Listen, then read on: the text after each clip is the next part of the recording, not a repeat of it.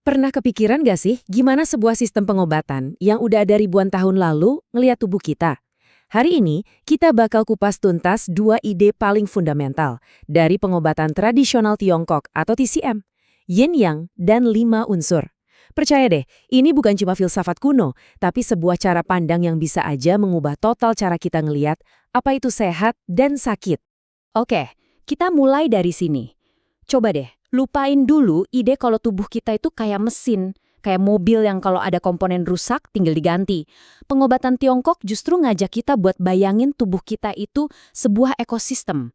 Ya, kayak hutan atau taman, di mana semuanya saling terhubung, saling butuh, dan terus berkomunikasi. Nah, ini dia jantung dari pandangan holistik TCM. Jadi, alih-alih cuma fokus ke satu gejala atau satu organ yang bermasalah, TCM itu ngelihat gambaran besarnya. Tubuh kita itu dianggap sebagai satu jaringan yang super rumit, di mana kesehatan satu bagian itu pasti dan akan selalu mempengaruhi bagian lainnya. Artinya, kita nggak bisa tuh ngelihat fungsi hati misalnya tanpa ngelihat hubungannya sama jantung, limpa, dan lainnya. Semuanya baru punya makna dalam konteks keseluruhan. Dan yang paling penting, jaringan ini nggak pernah diem. Dia selalu bergerak, selalu berubah, selalu beradaptasi. Nah, buat memahami gimana jaringan ini bekerja, ada dua teori kunci yang jadi dasarnya. Kita mulai dari fondasinya ya, Yin Yang. Ini tuh lebih dari sekedar simbol hitam putih yang sering kita lihat. Dalam TCM, ini adalah prinsip fundamental yang diyakini mengatur semua hal di alam semesta, termasuk tentu saja yang terjadi di dalam tubuh kita. Nah, konsep ini agak menantang cara kita berpikir yang seringkali serba hitam atau putih. Di dalam TCM, Yin dan Yang itu bukan dua hal yang berlawanan mutlak. Bayangin aja keduanya itu kayak dua ujung dari sebuah spektrum yang sama, sebuah kontinuum yang nggak terputus. Biar lebih kebayang, kita lihat contoh-contohnya. Sisi Yin itu merepresentasikan kualitas yang lebih membumi, dingin, pasif ya kayak bumi atau kondisi istirahat. Sebaliknya, sisi Yang itu tentang hal-hal yang lebih aktif, panas, dan penuh energi, kayak langit atau aktivitas. Keduanya ini bukan musuh, tapi pasangan dalam satu tarian siklus yang nggak bisa dipisahkan. Ada analogi yang keren banget buat ngejelasin ini. Magnet. Coba bayangin, kalau kita potong sebuah magnet, sekecil apapun potongannya, setiap potongan itu bakal tetap punya kutub utara dan selatan kan?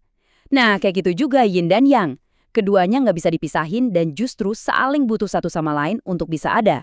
Jadi, sehat itu bukan berarti kondisi 50-50 yang statis. Bukan.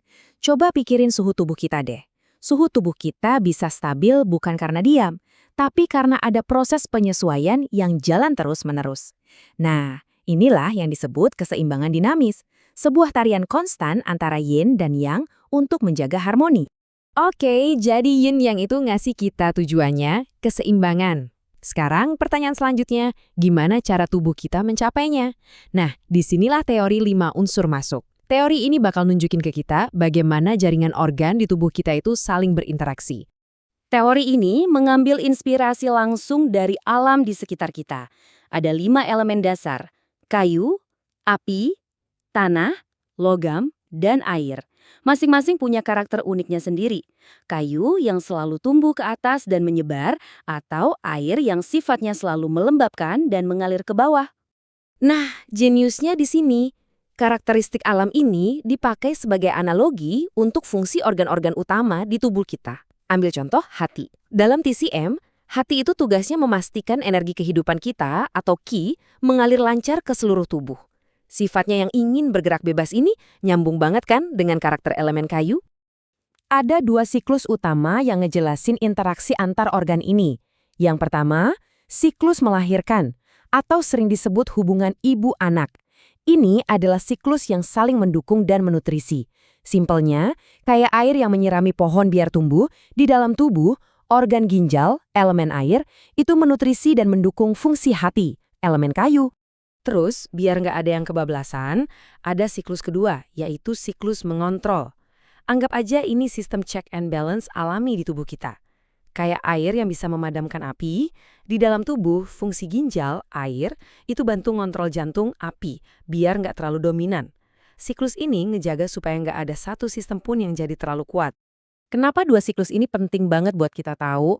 Soalnya, ini tuh kayak ngasih kita peta jalan buat ngerti gimana sebuah penyakit bisa menyebar di dalam tubuh. Contohnya, kalau organ ibu lemah, dia jadi nggak bisa menutrisi organ anaknya. Akibatnya, organ anak ikutan lemah. Ini ngejelasin kenapa masalah di satu organ bisa tiba-tiba munculin gejala di organ lain yang kelihatannya nggak ada hubungannya. Oke, sekarang bagian yang paling seru. Kita coba satuin kedua konsep besar ini. Gimana caranya yin-yang yang fokusnya ke keseimbangan bisa kerja bareng sama 5 unsur yang fokusnya ke interaksi? Nah, ini adalah inti dari cara TCM mendiagnosis masalah. Coba bayangin kita punya dua lensa atau dua kacamata buat ngeliat tubuh. Yin-yang itu lensa makro, lensa gambaran besarnya. Lensa ini bantu kita lihat kondisi umum. Oh, tubuh ini lagi kelebihan panas, yang, atau kekurangan dingin, yin. Nah, di sisi lain, 5 unsur itu lensa mikronya. Dia ngejelasin detail hubungan spesifik antar organ dan ngejelasin gimana ketidakseimbangan itu bisa terjadi dan nyebar di jaringan tubuh.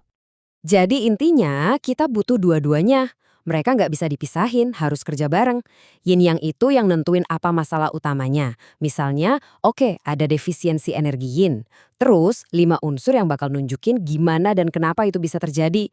Misalnya, gimana kekurangan yin di ginjal air bisa merembet dan ngeganggu fungsi hati, kayu. Keduanya ngasih kita gambaran yang utuh. Dengan pemahaman ini, cara kita memandang kesehatan jadi bisa berubah total. Kesehatan itu ternyata bukan soal mencapai satu titik sempurna yang statis, tapi sesuatu yang jauh lebih dinamis dari itu. Dan ini dia kesimpulan utamanya, sehat itu bukan cuma berarti kita lagi nggak sakit. Sehat adalah kemampuan luar biasa dari ekosistem tubuh kita untuk secara aktif, terus-menerus, menjaga keseimbangan dirinya sendiri. Kemampuan untuk beradaptasi sama stres, perubahan cuaca, emosi, dan semua tantangan yang kita hadapi setiap hari. Jadi pertanyaannya sekarang untuk Anda, setelah melihat tubuh bukan lagi sebagai mesin, tapi sebagai sebuah ekosistem yang hidup, yang dinamis, yang diatur oleh tarian keseimbangan yin-yang dan interaksi 5 unsur, gimana hal ini mengubah cara Anda memandang kesehatan Anda sendiri? Coba deh direnungkan.